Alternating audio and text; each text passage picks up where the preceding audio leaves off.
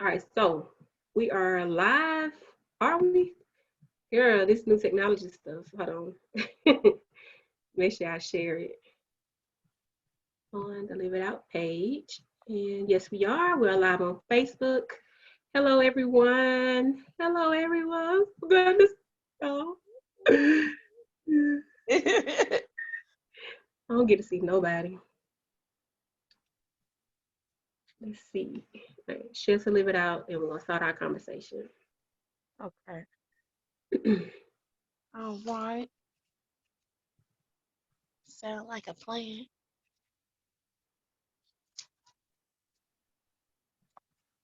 Let me try not to watch no TV. I do. I watch it because well, I would be watching it anyway, even if it wasn't about this. I'm just Right. a news person. Like, but for me, it's like I'm like, you know how we gotta be doing a lot of things at one time. Hmm. I just can't just be one focus. I'm doing a bunch of stuff. Okay. All right. So let me get my notes. To talk to my sister. All right. Yeah. So y'all, thank you so much for tuning in. Well, I can't talk. Thank you so much for tuning in to our Zoom meeting, our Facebook Live for Live It Out Inc. As you know, we are a nonprofit organization. I'm Christina, the founder. You also may know me as Duck Jones if you're watching on my page. And we simply use social media as a tool for good, for positivity. So we want to encourage you, uplift you, inspire you to live your best life, live out your goals, live out your dreams, and share your story. So today I have my big sister. A lot of people don't know I have a big sister, but I do. She's my blood sister, and she's been through a lot in her life, mentally, spiritually. And I wanted her to come on and share her journey with you all, to encourage and inspire you. She's come out on the other side. She's been through stuff. She's been through stuff, still going through stuff, but um, ultimately she's victorious. So without further ado, let me introduce Yavita Jones. What's up? Hey, Duck World. So man, first of all, I miss y'all. We miss you too. I miss For everybody, real. all my siblings, everybody. So we want to hop in tonight because we only have like 30 minutes that to do this show because I know our attention spans are not as long. So first, I want you to start off by telling us your mental health journey from when you first realized that mentally I may need some help or mentally things are not right. Take us back. Okay, so I'll say about 2009. I was really going through this situation. Like I was battling with God. So much stuff had happened, but I really didn't know. Like it was like I want to believe, but I don't see nobody else that's living this life that he's talking. Like they telling me, but I see that you're not living that life. You're not living up to par. You don't have these things that you say that God is supposed to bless you with. So I'm supposed to believe in this when I'm watching you and you really don't even believe it. Every time something come up, instead of you trusting God, you get scared. So I had no real example. That's how I felt. I didn't have an example on how to truly believe in God. So then about 2009, I remember when everything really changed for me. I had $4.23. I have no gas in my car. And I was like, you know what? I can either take this and put this for gas in my car and try to make it to work tomorrow and see whatever else gonna happen. Or I'm gonna trust God and I'm gonna go to church and I'm gonna put this in church. Y'all, for real. I went to church. I made the decision. That's another thing about mental That's health. making the decision. That's the main thing about mental health. It's about choices, but put a pin in it. We'll get back to it. Yeah. But I made the decision to go to church and I put them $4.23 in there. And I remember reading in Romans, I don't remember where, but I know it was Romans, and it was like, test God and see. He was telling us, try it. Tithe, just see. So I'm like, okay, you know what? Bro, I got $4.23. What you finna do? I'm talking to God, like, because I don't really know, because I didn't have a relationship with him, but I'm just like, bro, what you gonna do? Because you said, and I heard, and Miss Louise had done told me, she put me up on game. She said you was going to, like, this is how I'm approaching him because I'm scared. Because right now I don't see nothing. I ain't never seen nothing. And I really, really I know something there, but I got to trust it. Bro, okay, so I put the money in the church. Fast forward. I get home. I'm on my way home. I'm driving. And some say, go by your old house. Mind you, I hadn't lived in this house like 5 months. And some just kept nudging me, go over there, check the mailbox, check the mailbox. I'm like, all right, before I go home, knowing I ain't got no gas now. Remember, I was on. And I drive by that house. How about it was a check in the mail from my old job for $423. And Wow. I needed that to pay my light bill. I needed gas in my car. They was going to cut my lights off the next day, which was Monday. Like, it's been so many times that I have actually called on God. And I was like, look, what up, Pop? What you finna do? You said if I did this, did this. And when I tell you come through miraculously, he has. So that's when I really realized that it was really God out there and I needed to do something better than what I was doing.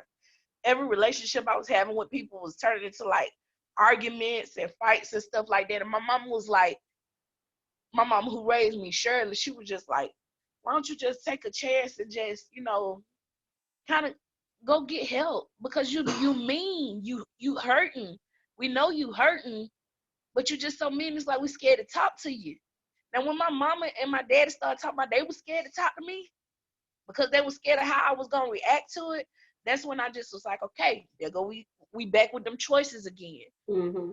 I can choose to be mad at everything, or I can choose to let this stuff go and get some help. So I chose to go get help. Now, I don't know why the Black community is so afraid of counseling. They always say the same things. They say either can't nobody tell me about my life. That's not what they try to do. They say these strangers don't know me, but you post stuff on social media. Then they say, I got it. I'm in control, but you're the only one who feel like you in control. You losing control of everything. Right. You're panicking about everything, but you got all the control in the world. Where you need counseling. You just need it. It's necessary. I feel like we at a time right now where God is giving us all a chance to heal.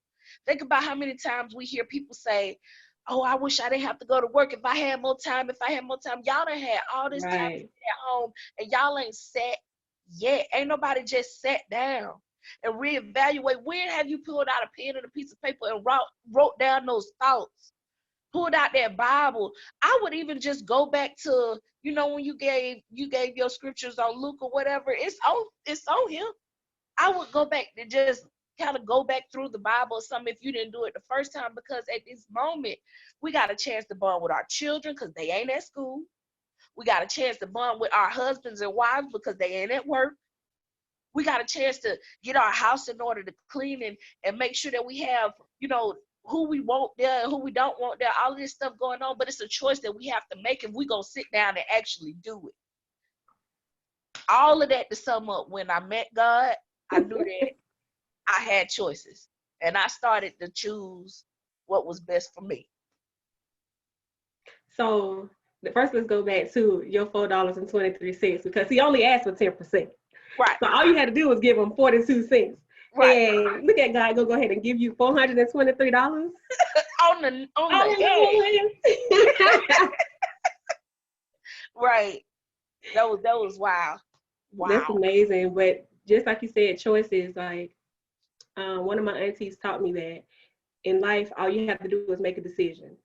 You make a decision whether it's going to be the right or wrong decision. You got right or wrong decision. All that other stuff, you can leave that out. Go the right way, and you know what's right or wrong. Nobody have to keep telling you, oh, I don't think you should do that. I don't think you should do that. Bro, you know what's right from wrong and what's going to be best for you. But we have so many other things going on. Like we when we're not ready, like let's take somebody that's a drug addict for example. They know that doing these drugs is not healthy for them, but at the same time, it makes them feel good. So some people are, oh, I can function, I can do this, I can do that, and still be like this, but still somewhere in there, you're neglecting people. You're not wanting to, you're not 100% yourself when you are under the influence. Right. So you make decisions every day. So I love that choosing. And when you choose God, woo, Woo, can't go I'm wrong. telling you. You cannot go wrong choosing God. The Not at journey's not all. gonna be easy, but you cannot go wrong choosing God. That's right. So I thought you was gonna go back to your childhood. Um, Girl, it's like I'm trying to limit my time because I could talk. But I would say, okay, if I was to go back to then, I remember a point in time when being with my grandma, like my grandma she taught me everything it was I needed to know. She kind of put me up on game about stuff, and I started to focus on like the people that was around me. And I really never had that relationship with my family outside of my brothers and sisters. Y'all the only ones that if we had a problem, we actually sat down and talked about it and like made it like a forum. We present the problem to everybody. People, this happened. Da, da, da, what you think? What you think? Like you was the mediator anyway. You never be involved in that. But if we had a problem, we always mediated. I don't want no smoke. I don't want no Right. problems. Like I'm the So chill of all of us. It's 10 of us. Of all of us, I'm the most calm, most laid back, most chill. It's me and Chris. yep. Like I don't want no problems. Just come to me if you need me. Other than that, I'm chilling. And chilling, exactly. And I didn't really have all that because going back to my mom, my real mom, she wasn't really in my life like that. So resentment really kind of built up. And then Yeah. it was like a wall built up against everybody because I always felt like, well, if my real mama don't love me, y'all really can't love me like that because I'm a mom. I don't carry the child. I know what it feel like. And then when you look at them, they look like you. That's a proud moment. And this woman want me dead. This is what she's telling everybody. So I grew up really feeling the bottom of the barrel, really feeling like just depressed and sad and really not loving myself. And it wasn't until I started to learn who God was that I started to understand the fact and the thought that how am I expecting this love from all these people that I don't even give myself? If I don't love myself, how is that coming to love me? So then I You just kind preaching, of sis. separated myself away from everybody and just started, let me work on me. Let me get Right. me together. Let me see what it is about me. Oh, that's what's wrong with me. I should have watched my mouth. Start minding my business. Right. All up and through here, minding all of this. And when I started doing that, I was able to clearly see kind of the plane that God had set off. It was so simple. It was so straight and narrow. I just wasn't following it because I was trying to take my own routes on certain things. I just let all that go. It really isn't worth it. Trust in yourself. Love yourself first. Ain't nobody gonna love you if you don't love you. Right. Nobody. Oh my God. So let's talk about it. Let's talk about forgiveness. Let's talk about having to forgive yourself. And I remember you posted on one of your live videos about forgiving your mother and when you finally went and met her after a long time. I know that y'all journey has been a roller coaster. So Woo! let's talk about first forgiving her and then how you had to Okay. learn to forgive yourself. Now let me tell you, it everything that happened don't really happen the way you think it's gonna happen. You know what I'm saying? Because at first I was in a world of hurt and non-forgiveness with church. I had been hurt by church so bad. I Oh, do the ministry. I'm a battle waiver for the ministry. And I actually started it at my church of 14 years. And the new director, it was a bunch of stuff going on. I ain't got to get into no names and stuff, but I was yeah, hurt I by remember the you talking about actions it and now. everything that had to happen. And I left there. But when I left there, Bishop House, now I'm going to say his name because this man, it's almost like he called to me to teach me forgiveness. The all of the sermons that he had speaking over my life and everything, it just opened me up to be able to hear something differently than what it was that I knew.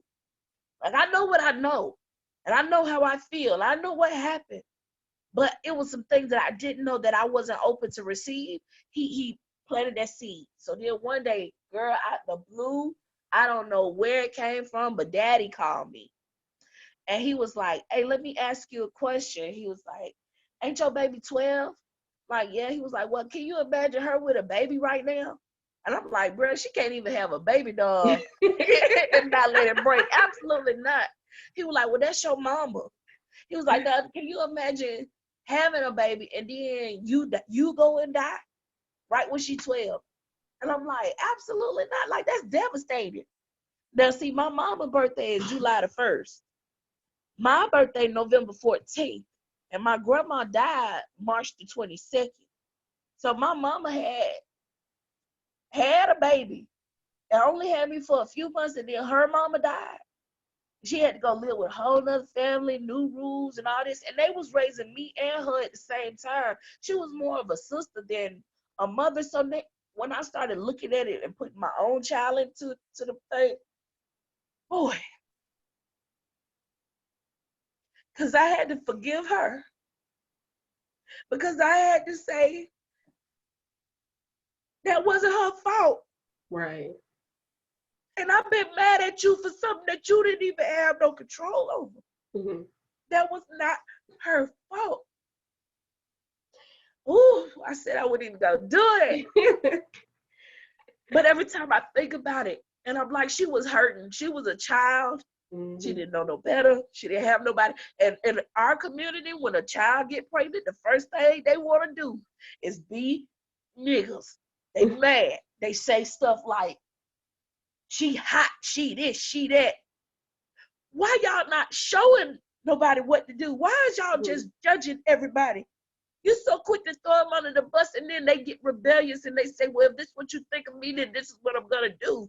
It is not our time to pass judgment on somebody when they don't fell short of glory, because you fall every day. Mm-hmm. Just everybody don't see what you did. Mm-hmm. And it ain't right. It's only our people that do that. If somebody had been motherly to my mom, she would have been motherly to me, because she would have knew what to do. And I never would have went through what I went through. But I went through what I went through to tell you today that this is not right how we treat our young women. We treat the little girls harder than we treat these little boys. These boys are growing up and not being men. These boys are growing up and just having everything handed to them that they'll never have to work for nothing. And we showing our daughters how hard they got to go in the paint. Right. All of that is something that we really have to think about when it comes to raising these daughters. And that's how I was able to forgive my mother. And then it's so funny because God, let me tell you how he worked. I hadn't seen my mama in like 8 years, hadn't heard from her, didn't know what she was, and that when I had made the decision in my heart to forgive her, the very next week I saw her walking by the park. Well, I've been passing through here every day. See, God was testing me right there, because in my first mind, it was like, let me just ride on by, because I had always said, if I saw Shawty, because she would help, but I said, if I saw her, I was going to keep riding. But when I saw her, it took 2.5 seconds for God to get inside of me to say, go speak to your mother. And I parked my car, and I ran over there, and I said her name. And I hugged her. And I took her where she was walking to, whatever it was needed at that time, but it was more so, I really did forgive her. Mm-hmm. I really did. You know, people say they forgive you. They'll say they about it or whatever, but then but I still. Let me tell you something about forgiveness. You know how they say forgive over and over and over again? Because if Sally sleep with my husband, I can't sit up here and say that Sally would damage my house and break my stuff and steal my money. She didn't do none of that. I can't trust Sally with my husband. So we don't bring no men around Sally. But that's the only part that she wrong at. She still got other areas of her life that she ain't failed me. So I can't be mad at her for all these other areas that she ain't even touched. But just know, don't bring your boyfriend around Sally. Till she get delivered from what she doing. And then if Peter over here, he want to steal out my purse or whatever, just keep your belongings close to you when Peter be around. But I can't say that he is going to sleep with my child or touch or molest or do anything. Like, I cannot. We put everything wrong off on one person on something that they not good at. And the thing about it is, we know they're not good at it anyway. A lot of us try to set up traps. I'm going to do this because I know he's struggling with this. I'm going to see if he going to touch my. So why is you testing people? You're not God. Right. We looking for a reason to not forgive somebody just so we can have a reason to forgive them. So we can say they did something to us. Everybody not out to hurt you. Right. The sooner you realize you're not out to be hurt, healing can start. You got to heal yourself first. You got to look at what you doing wrong. I was doing wrong. I wasn't listening. I didn't have a heart to receive anything. And if you're going to listen, you have to listen to understand and not just to respond. So your journey to forgiveness, it started with you. It started with me. It started with you. And then, because I thought when you saw your mom at the park, I thought y'all set that meeting up. You just happened to see her riding by. Yep. That's God. That's God. It all started with me, because if I wouldn't have fixed myself and started recognizing where I was wrong, I wouldn't have been able to see, my part in what I played with stuff. We are very quick to talk about what somebody did to us. And maybe you didn't do nothing that you think was so bad, but that forgetful moment or that unforgiveness or whatever, that can play a part, because this person is feeling like, well, you're not going to forgive me anyway. I'm going to just keep acting like this. Let's just be grown. Let's just all be adults about it and not hold grudges on nobody else, because we don't even realize that these people that's bad or whatever, or separate their stuff, they need us. They need us more than we know, and it's just our own stubbornness. Well, you said you ain't gonna never need me. You knew they was lying. Right. That's why you always say you'll need me before I need you. You know they're gonna need you, but you need to be able to have that heart to be able to receive it when they need you, because they don't need you right now. Don't mean they won't need you later.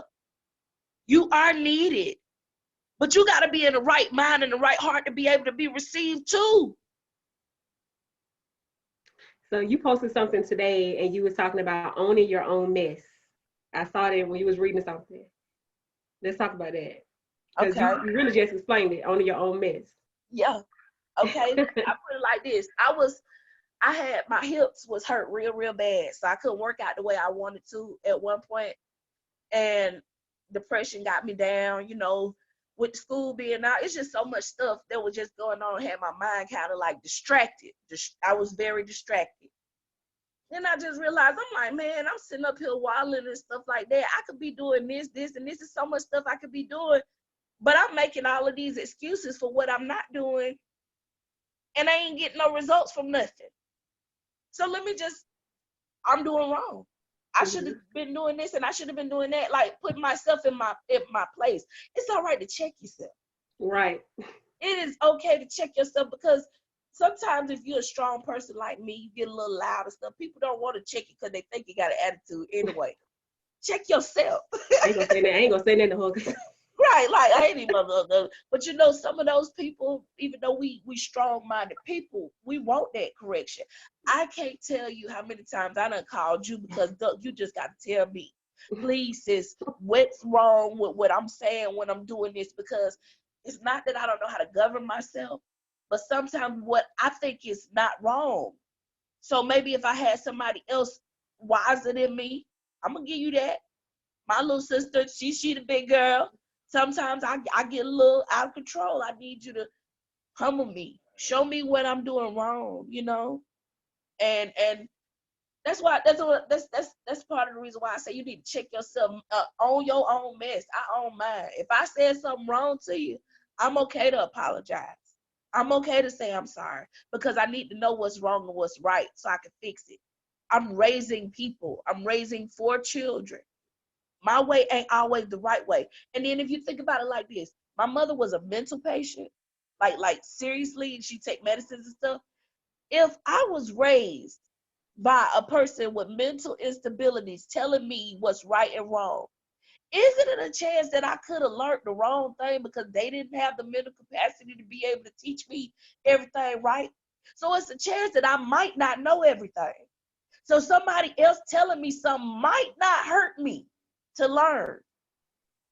So yeah, mind yourself, check yourself. Think about your conversations that you have. Think about, is this person in the right mind to be telling you something?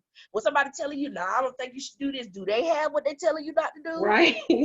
Have they been through what you gonna listen to advice of somebody that got nothing? They ain't never been nowhere. Or you gonna seek something better. You want to better yourself. You don't want to keep staying in the same position. That's insanity. Doing the same thing over and over and over again, expecting a different result. I'm not crazy. and I'm not insane. And I know that change gonna start with me. And I'm gonna be the first one to say, I'm not perfect and I mess up too much. But I'm gonna catch me and I'm gonna let God work on me. Don't worry about what I be doing. You better worry about yourself.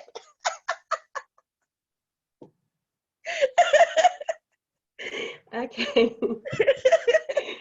All right. So let's see. We're about to close out. Did you want to? Well, she's also flag minister. So I want you to promote yourself.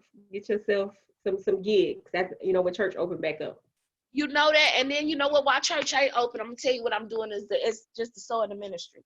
If there is a minister that is going live from your church, and you would like for your prayer, your worship moment, to have some visual, I am more than happy to pull up. And I will definitely, I wave the banners, hashtag I wave the banners. Vita Jones, you can call me on my business line, 470-798-7181, 470-798-7181. I do banner waving. I have done the Miranda Curtis music video, I'm All In. I've also ministered with Molly Music. That's my dog. That's my dog. And Canton Jones. And Canton Jones. He is my my minister at this moment. He is so wonderful. I love their music. They got a new album out. But yes, I ministered anywhere, especially Jackson Memorial. What's up, y'all? What y'all want? What's up, y'all? Praise the Lord. Praise Praise the Lord. So, we're doing some other stuff right now, but whenever he's ready, I can definitely call you. Oh yeah. Yeah, so hit her up if you need flaggers for your church. And she has her own business when school get back started. She also drop kids off at school. You still doing that, right? Yeah, well, school is out indefinitely for the rest of the year, but scooter transportation for kids. We do pick up kids and drop them off wherever they need to go, even in domestic situations, because I have had some parents that got some divorces and they don't want to go over to their wife's house or whatever, so I pick the child up and drop them off over there too. Or if you got to go back to work, if you're an essential worker or whatnot, I'm giving discounts for my essential workers. If you need your child to take it to your grandparents' house or your mama's house or whatnot, then just call me on that line, 470-798-7181. I'll work out something for you for my essential workers. We appreciate you. We love y'all. Some of us can't eat without y'all because they can't cook. Lord help them. All that. Well, it was a pleasure talking with you on our Zoom call. Me too. I love these sisters. I love you back. And I just want to leave this. I saw somebody post this the other day that during this time of quarantine, cherish the gift of time. Cherish the time with your family, with your kids, with your loved ones. Enjoy the time not working. I know I am. I'm getting a lot done just, because I have the time to do so. And we're not all so busy doing nothing for one, because you're never all too busy.